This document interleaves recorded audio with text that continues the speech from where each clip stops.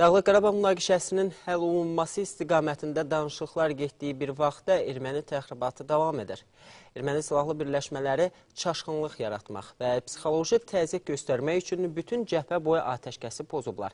Əməkdaşlarımız Əlibəyli kəndində olub, vəziyyətlə bağlı ən son məlumatın əks olunduğu video materialı təqdim edirik. Azərbaycan-Ermənistan qoşunlarının təmas xəttində vəziyyət yenidən gərginləşib. Son günlər bütün cəbhə boyu atəşkəsin ermənilər tərəfindən dəfələrlə pozulması qeydə alınıb. Müdafiə Nazirliyi qarşı tərəfin təxribat xarakterli cəhdlərinin qarşısını almaq və düşməni susturmaq üçün təmas xəttindəki qoşunlarımızı döyüş hazırlığı vəziyyətinə gətirib. Hər gün axşam saatlarından intensivləşməyə başlayan atışma bəzən səhər saatlarına kimi davam edir. Atəşkəsin daha çox pozulduğu ərazilərdən biri isə Tovuzun Əlbəyli kəndidir. Kənd sakinlərinin dediyinə görə artıq 4 gündür ki, atəşkəsin pozulması daha da intensivləşib. Hazırda biz Tovuzun Əlbəyli kəndindəyik. Daima atəşkəsin pozulduğu bu kənddə son vaxtlar vəziyyət daha da kəskinləşibdir. Dünən axşam saat 9 radələrində olduğumuz bu evin sakini Hüseynova Ruhiyyə dizindən ağır yaralanaraq xəstəxanaya yerləşdiribdir. İndi biz sizə vəziyyətlə bağlı son məlumatları verməyə çalışacağıq. Hadisənin necə baş verdiyini araşdıracaq. Təxminən saat 9 radələrində qarşı tərəfdən açılan atəş nəticəsində Ruhiyyə Hüseynova yaralanıb. Bacısının dediyinə görə həmin gün Ruhiyyə Hüseynova və bacıları qonşuya getmək üçün evdən çıxmağa hazırlaşırmış.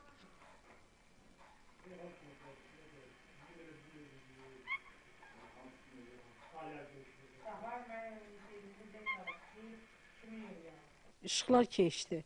İşıqlar keçəndə deyim, ay bala, vallahi deyəm, bu atışma olacaq. Gəl uşağı dalıma şərlədim, dedi, uşağı dalıma şərlədim, qızını da yanıma aldım. Qız dedi, qoy görüm atırlar mı, hardan atmırlarsa toxarın dibindən qaçaq. Elə bu moment qapının ağzında gürp elədi. Eləyəndə toz başımıza töküldü, qız çöktü. Dedim, ay güllə dəydi. Elə çökəndə gördüm, qan aparıb gedir. Daha sonra xəstəxanaya yerləşdirilən Ruhiyyə Hüseynovanın vəziyyəti stabildir. Əlibəyli kəndində yerləşən digər evlər də atışmada xeyli ziyan görüb. İndi isə kənddə yerləşən digər evdəyik. Atışma zamanı bu evdə ziyan çəkibdir. Hazırda gördüyünüz o dəlik axşamki atışma zamanı yaranıb.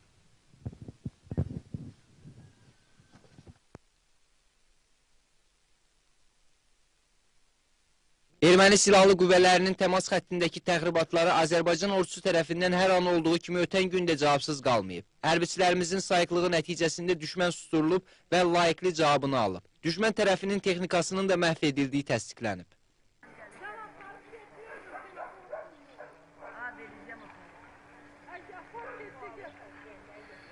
Hazırda isə Ramingilin evindəyik. Güllələrdən biri evin pəncərəsinə dəyib və pəncərəni dağıdıbdır.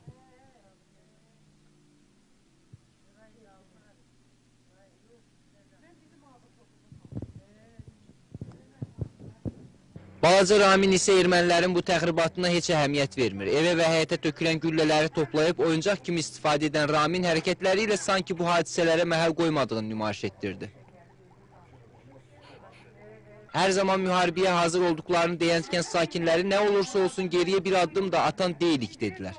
Əskərlərimizlə bərabər Əlbəyli kişiləri də hər an vətənin müdafiəsinə hazır olduqlarını bildirdilər.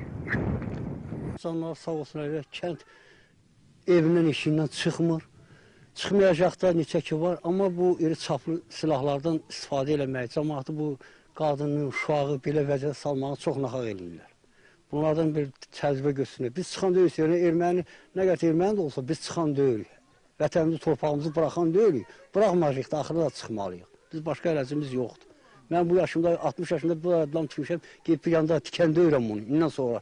Burada ölsəm də burada öləcəm, mən başqa yerdə ölən deyirəm. Mənim başqa sığınacaq yerim də yoxdur. Bu cəmaat amma yazıqdır, qadın uşaq yazıqdır. Məsələn, biz insanıyıq, onlar insan deyirmi, onların da ailəsi, evi, eşi yoxdur. Biz müharibə istəmirik. Müharibə istəsək günü səhər ala bilərik bunlar. Evlərə dəyən güllələr iri çaplı silahlardan atılan güllələrin izlərinə bənzəyir. Həyətlərdə tapdığımız və evin divarında ilişib qalan güllələr də kəndə iri çaplı silahlardan ateş açıldığını deməyə imkan verir. Əks tərəfindən çıxar. Elə ki, mən görüm, azizsə.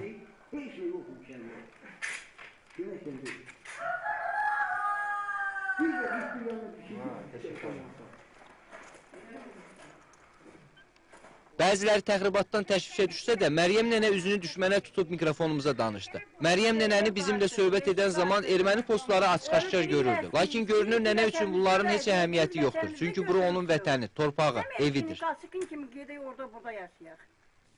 Bura isə Məryəm nənəgiyin evidir. Ermənilərin gözü ilə baxsaq, bəlkə də ən təhlükəli nöqtələrdən birində yerləşir bu ev. Amma Məryəm nənənin düşmənə deyəcəyi sözlər var. Dinləyin, maraqlı olacaq. Buyurun nənə, necədir vəziyyət? Yaxşıdır vəziyyətimiz. Qələt edir erməni. Belə oyuncaq şeylər atıb bizi qorxutmaqla döyümüzdən çıxan deyilik biz. Biz döyümümüzü bıraxamarıq. Qələt edir erməni. Bu oyuncaqlar açmaqla bizi qorxudur. Qələt edir. Çox sağ olun. Sağ olun, qurban. Sağ olun. Çəkilişdə olduğumuz müddətdə insanların sərbəst şəkildə öz işləri ilə məşğul olduğunu müşahidə etdik. Əlibəyli sakinləri ordumuza güvənir və hər an müdafiələrinə arxayın olaraq gündəlik həyatlarını yaşayırlar.